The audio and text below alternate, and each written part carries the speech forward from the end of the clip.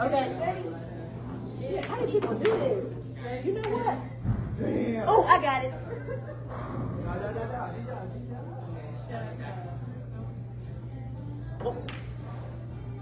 Okay, I got it now. 10 more seconds. You got it?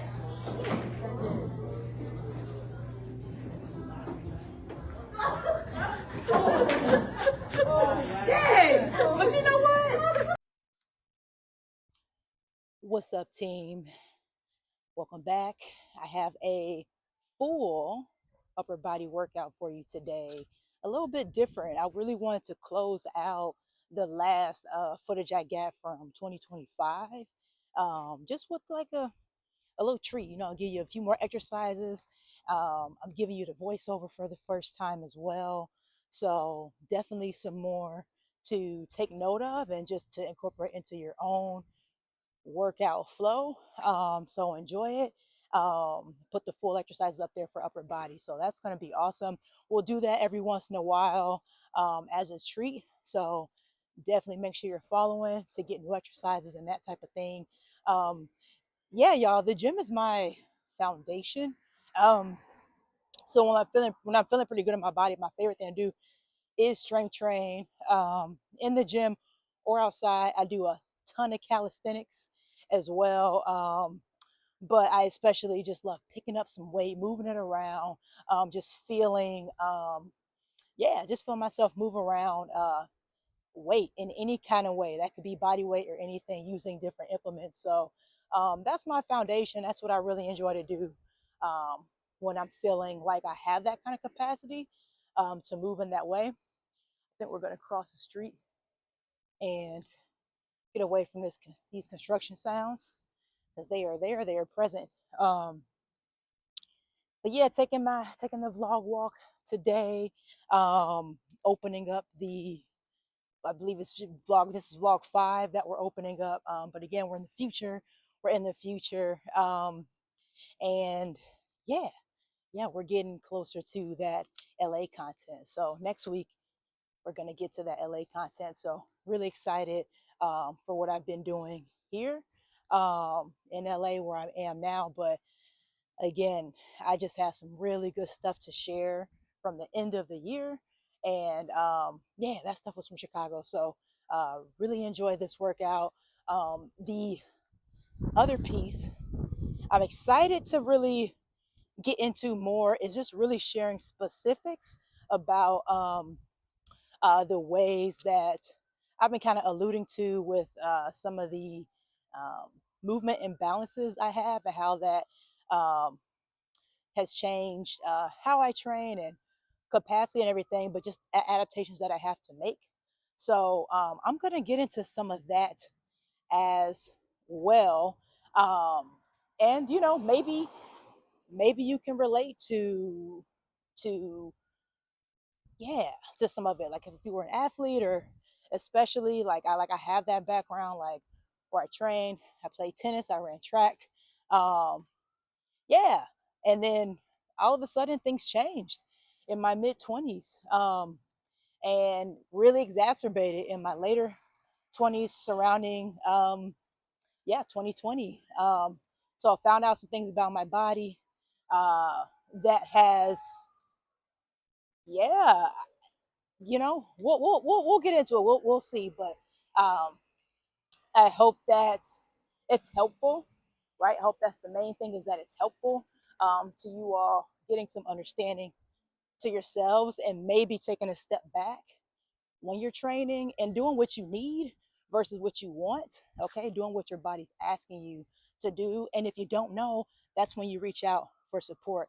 That's when you call on your healing community. And if you don't have a healing community or a wellness, trusted wellness pros that you work with, whether that's Western medicine or any sort of like physical, mental, emotional, spiritual modality to help you feel better, so you can have a better um, grounding point.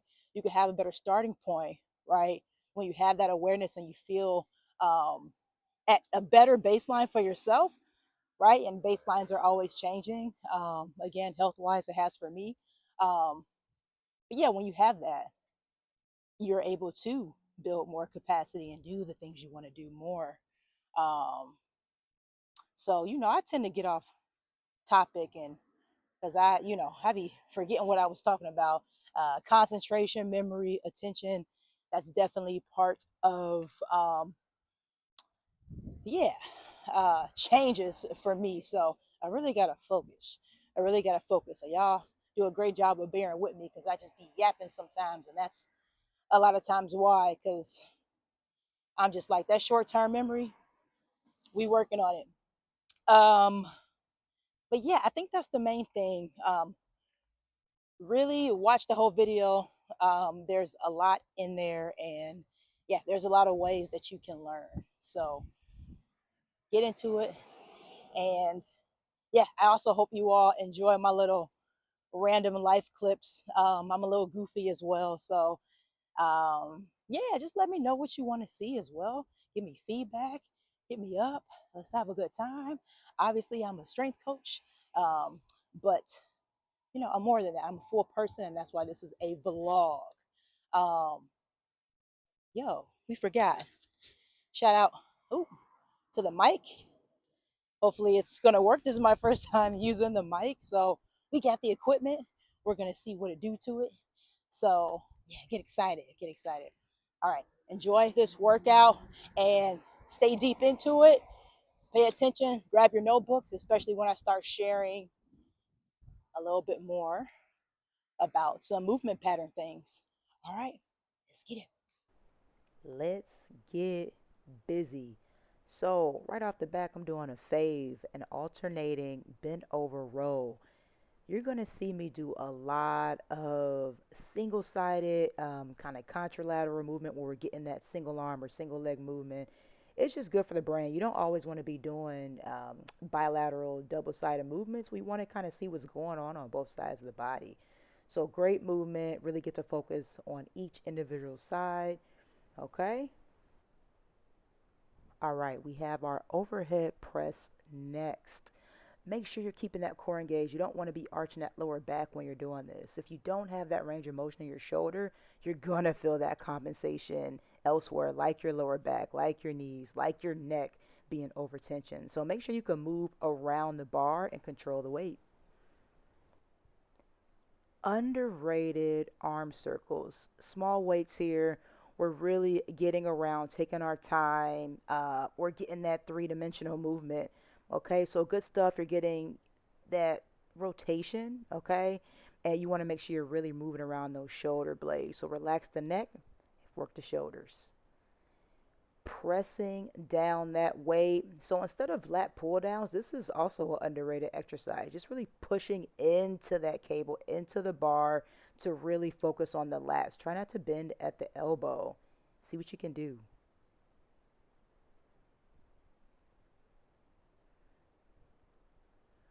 Old school push ups, ain't never heard nobody. So I'm always going to incorporate some calisthenics into my training when I can. Um, I'm on my knees here, so I've been working on like tempo, just trying to get back. So you'll notice like all the most movements I did in this workout, I'm like kind of going slow, taking my time, getting a little bit of negative action on the eccentric down phase. Um, and here I chose to explode up a little bit. So you don't have to go super hard, even though I know I can do push ups. Like I'm trying to get back and move well. As you can see, I've alluded to many times, right? The asymmetries in my body. You see how I'm shifting, right? You see some of the issues, right? I am not going to be hiding these things on my vlog. I want to show you what I'm going through. I'm working on it. I'm building myself back up. Um, but yeah, definitely driven by some long-term neurological patterns that, we have to spend some time and consistency to rebuild. But definitely check yourself out, check your patterns while you're working out. I'm back. All right. So, what you're seeing, besides, of course, me demoing some exercise that you can use for your workouts, you're also seeing what I've been talking about. Like you're seeing the imbalances, you're seeing dysfunctional movement, right? You're seeing yeah, the alignment issues like in my movement. Um, of course, I as a coach, as a trainer, like I know how to adjust and fix for these things and working with other people. But my issue is the neurological drive aspect of why I continue to move in these patterns. I've worked over the past 10 years to essentially readjust and do the corrective exercises to realign like the hip, the rib cage, right, the neck. You're seeing like how everything's connected, like in my movement, like when I'm pulling, you'll see kind of that forehead posture when I'm just even facing the forward on camera. You'll see what looks like maybe like a longer leg or just like one leg is shifted up. And you can often see that with folks, like a lot of folks have this with their hip, for example, like in that seam in their groin in their pants or their shorts, you'll see the middle, like that seam kind of facing one side of their body, so one direction. So for me, the seam of my pants or my shorts, it goes right. So if you kind of see what I just did there, I just kind of like turn right, I shifted into my right side. So when I'm moving about my day, I'm essentially stuck in a right stance position. I favor and I bias my right side, right? So look for these things like as I'm training. It's not something. Sometimes I can kind of correct it if I do some extra things before I start training if I have time. But sometimes and I the intention is to do that. And part of why I'm doing this blog is to hold myself accountable and make sure I'm consistent with doing all the different things before, after I work out. So I have good workouts and so I feel better. But sometimes I just want to get in the gym and on this particular workout and in the next video you'll see as well. The next vlog, I'll be sharing another full workout, so stay tuned for that. But you'll see like just a little bit extra, like, oh, T is really like off today in terms of like, um, yeah, positioning and finding those proper patterns to get the form that we know is more effective for typical movement health. Okay. But yeah, on days where I don't get all that in, or I don't sleep as well, or I'm stressed and I'm dealing with mental health things and more of these type of things, that is a result of my FND. Okay, so we talked about the functional neurological disorder. That is a result of that. So when I'm feeling more um, essentially in sympathetic drive and just overloaded mentally with like whatever, like the stressors of life, my body essentially with functional neurological disorder, it's essentially um, the brain and the body has a difficult time um, and often doesn't do it correctly, sending the right signals, sending and receiving the right signals that your body needs to perform a task. And this is like a multifactorial disorder that, of course, I have the thing that there's still research going on with this disorder. It's very similar in that movement disorder space, like with fibromyalgia and some of these things that we just don't know enough about yet, unfortunately. So it's multifactorial by design, and it's essentially not a structural damage issue to my brain, but it is they call it, it's a software. They always say it's a software issue versus a hardware issue.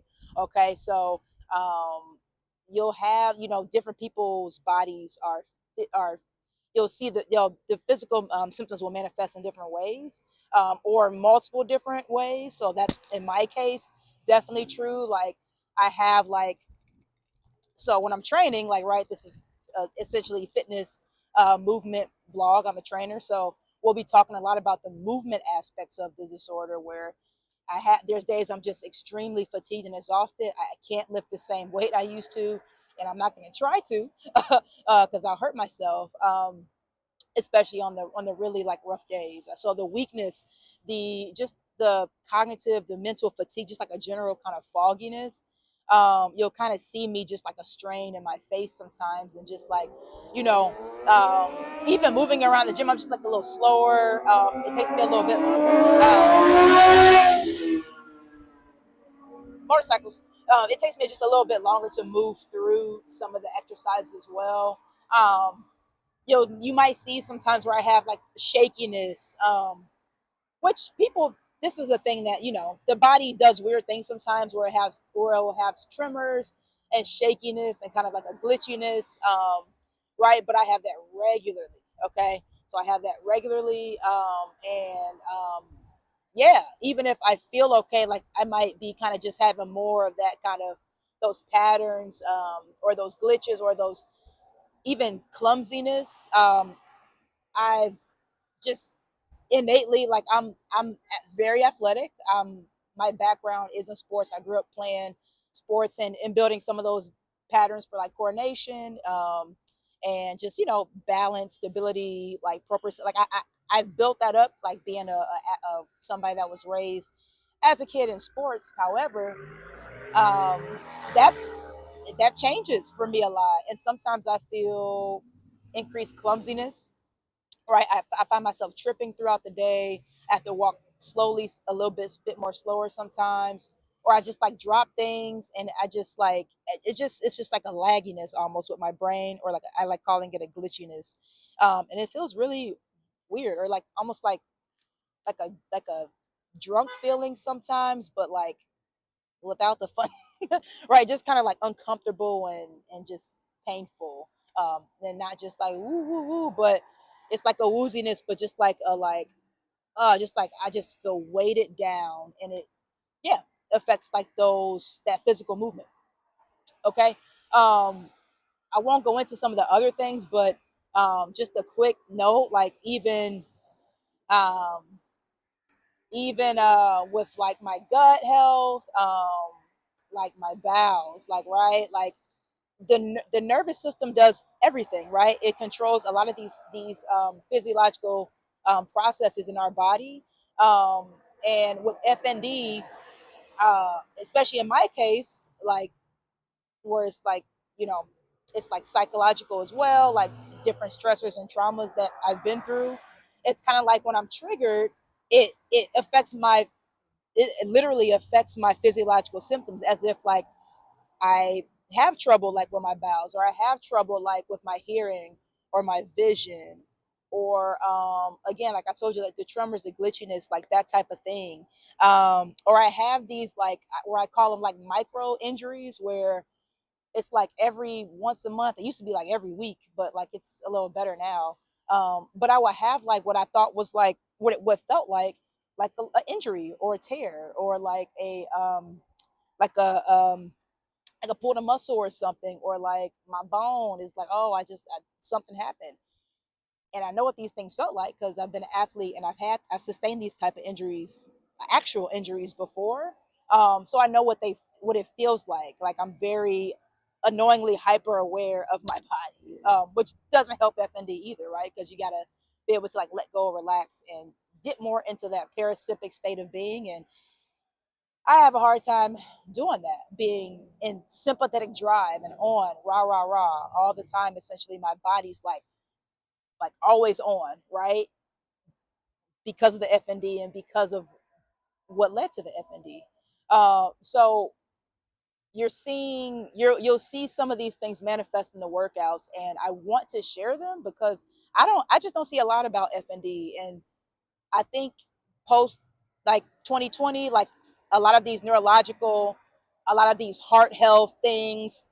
That's another thing I deal with, like just trying to understand breathing things as well, and just like swallowing things and cranial nerve things. Like that's another thing, but again, won't get too much into it. But a lot of us are having these uh, newfound kind of like um, uh, disabilities that we're dealing with, that may have already been there, but something like infection and COVID and trauma and the world and all these things, they will exacerbate what's already kind of simmering in your body. Okay, or what if it wasn't simmering, it'll bring out something that maybe wouldn't have been the case in the first place. So whether you experience it as disability, whether you experience it as altered ability, changing ability, like it's all of a sudden you're different in your body. This is part of life, and this is part of aging, and that type of thing as well. But we also know our bodies, and we know when something, yeah, when it's a little bit more than that, and we don't have to shame it. We don't have to put extra energy into it, right? Other than just being aware and neutral, uh, when you're thinking about it, to love yourself, and just to make sure that you have that you're taking care of of just your emotional well-being too, and not like dipping into like a depression with what's going on. But that's also normal. But I'm here to tell you it's okay, and uh, you got to find those community people that'll be with you through the process, and maybe send you resources and that type of thing. But it's a journey, and per usual, I'm getting off topic. um, so when you're looking at these workouts, when you're looking at me move, like this is my how my body moves, right? I want you all to be critical and note where I'm off. Okay, for yourself, right? Do it for yourself. I'm doing it for myself. When I look back and reflect on the videos, I'm doing that for myself, so I know what to work on. I know a lot of you, right? As a professional, I know a lot of y'all have a lot of similar like movement, dysfunctional movement patterns. And again, I'm using the word dysfunctional industry term, but your body functions how it functions, and dysfunctional kind of just has this connotation of like you're like it's bad. Like you are where you are, and you have to work with what you get. But regardless of my FND, personally, my FND drives my kind of scoliotic, kind of my persistence, my persisting kind of uh, positioning, right? That I've adopted, my compensation patterns. Uh, it's not just corrected doing the corrective movements that I know and understand how to do these things, and I'll continue to do those things because they do make me feel better. But when it's nervous system, when the foundation is like the nervous system, like you need more, right? You need more than just like physical therapy. You need more than just like um yeah, like you just need more. I'm telling you from experience. Okay, so yeah, that's also why I'm sharing this, so y'all can like look at yourself and see, because every human every human moves with asymmetry.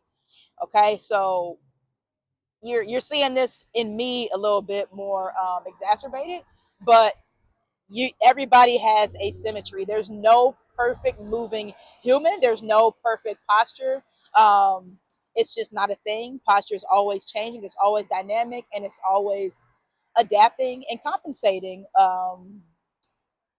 based off what the feedback that you're getting from the world and from yourself and what you're going through. So work with the coach to get into some of those correctives.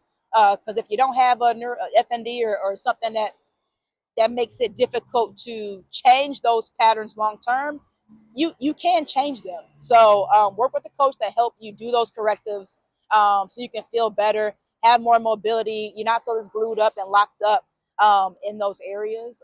It's possible to change it.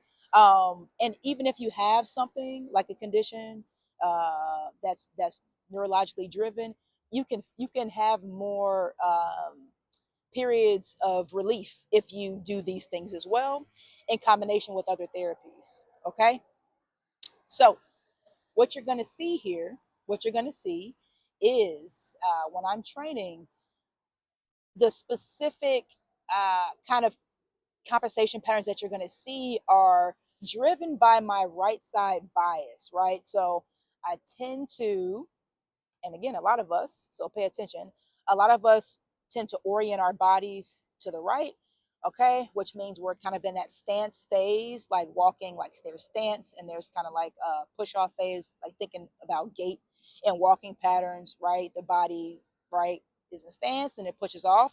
my body essentially is stuck in a stance. All right, it's stuck. Well, I'll stay seated, but it's stuck in a. Oh, can I get it back? Can I get it back? All right, there we go. It's essentially stuck in a where I'm shifted to the right. Okay, so into my hip. I'm constantly, always in internal rotation on the right side, adduction, adduction on the right side, an extension on the right side. Okay, which means I'm locked in over there. And so what happens even when you just saw me shift, I'm sitting, but even when you just saw me shift to that side, notice what your torso wants to do, right? The body is connected. The body's connected. So if I'm shifting in my right side, right, my rib cage is also going to make that adjustment to compensate.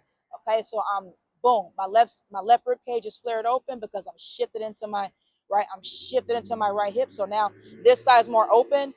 My left shoulder, as a result, tends to be more higher up. As you see in the videos, you'll see my left side being like higher up.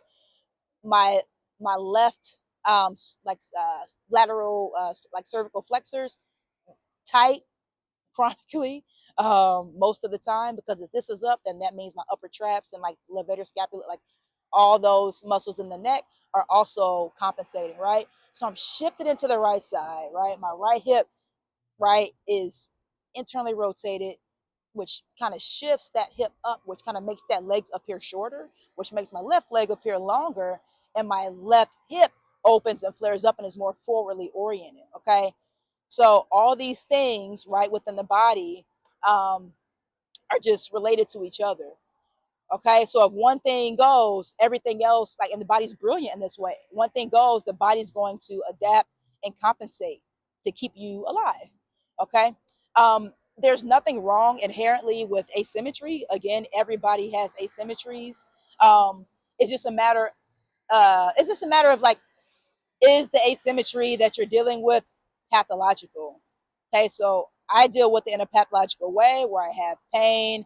I have these random like uh, moments of like, I don't even know, just everything I've mentioned, just like, oh, I tweaked my leg.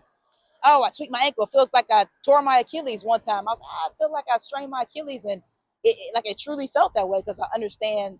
I know what tendon straining a tendon feels like, and so I'm like, oh my god, but it like went away after a few weeks because just like that my neurological drive is just kind of jumping around and sending weird signals throughout my body because it's not getting yeah, that input is just affected by my alignment issues as well as other things that I deal with the FND. But if you can just focus on the yeah, the movement part, the movement pattern aspect of what I'm saying, right? Notice like, what side do you tend to shift toward? uh I'm giving you the cheat code. Most people, most all of us shift toward the right, whether you're left-handed or right-handed. Okay, most of us shift toward the right. Okay, we have, without getting too deep into it, like our organs, we're not asymmetrical, and even in our organs and the density of some of those internal organs and tissues. The liver is mainly sitting on the right side. We don't have two livers. It's a heavy, dense piece of mass, okay, relative to some of the other organs. Our diaphragm is bigger actually on the right side, believe it or not. Okay, so that's driving some of that as well. Okay, I'm trying to think what else. Yeah, that liver, the diaphragm.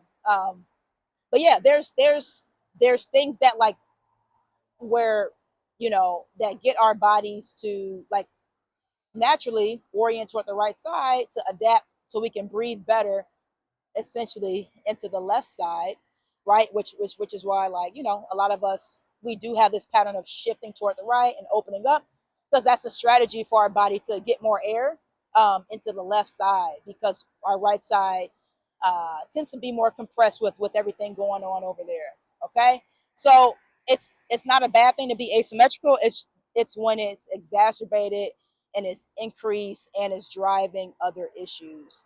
Um, yeah, so we all should be kind of working toward, resetting, realigning, whatever you're doing, your acupuncture, your chiropractic, whatever you're doing, your massage therapy, do something regular.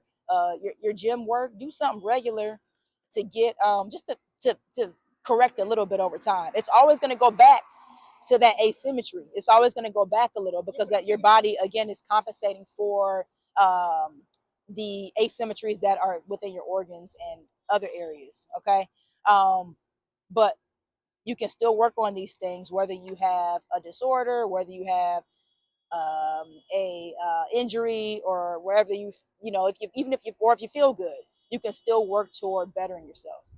Okay, um, so the more you know, the better you can train. Um, and yeah, we'll continue to share more uh, about all that. Okay. Hope that was helpful. Let me know your thoughts, your questions. Shared a lot. Make sure you stick around for the end for a little tennis fun. We've been working on our game. We've been getting into I've gotten into tennis coaching last year, so that's just kind of led to a whole slew of things in my life that are bringing tennis back into my life, which is super fun. So getting back into the sport and not just the gym, like doing something else that's to give variety into my training.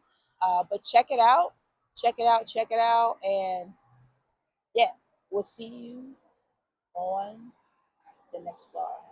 All right, enjoy the rest, y'all. Crossing the midline, love it, love to see it. Love this movement as well. We got the cable um, going across and down. Chops, super healthy for functional core training. Okay, get into it. We got the shrugs next. I haven't done these in a long, long time. Really eye opening to see again, like how the imbalances that I have manifest in movement. All right, so I'm getting information to take with me to improve my own programming and work on myself. But y'all, make sure you're keeping those shoulders back and down and you're keeping your body tall, keeping those elbows relaxed as you lift the weight. And we got the final movement. We got the pulls. We have the underhand grip, palms up. Just a little bit different of a feel. We still got the control working. Stay low. A little bit of pop up is okay, as long as you're keeping that intention of pulling towards your back. But try not to go too much up. I might be going a little further than I like, but was a little tired. But we got it in. We got it in.